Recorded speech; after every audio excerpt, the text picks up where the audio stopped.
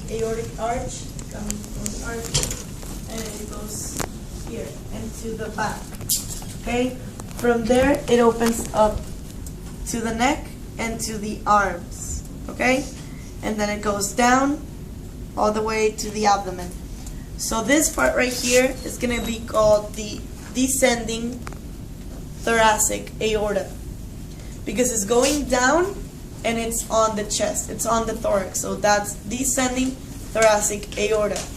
And then down here, it's going to be descending abdominal aorta. Okay? The red one, right? Huh? The red, you're calling it the red? Yes, at the red. The blue, that's the inferior vena cava. This one right here.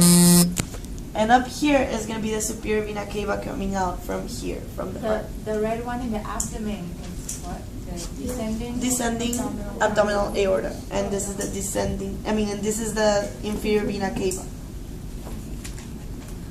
And then from here, it divides into the brachial veins and arteries. Look here, this part right here, this would be, I think it's here that it's called the brachiocephalic. Brachial meaning the arm, cephalic meaning the neck. So here, where before they divide. So here, what happens is that it divides into the veins for the arms and the veins for the neck. So in the midpoint, before they divide, that's called brachiocephalic. Okay?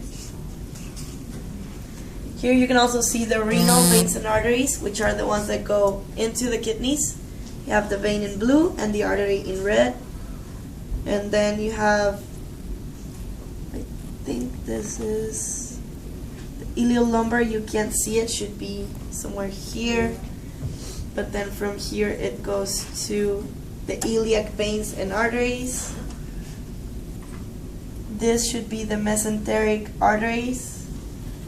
But all of those you're going to be able to find on, there's like a diagram on your book where it shows all the veins and arteries, one for all the veins and one for all the arteries. And it should have all of the veins and all of the arteries for the cat also, but that one is at the end of the book. The veins and the arteries for cats and humans are pretty much the same.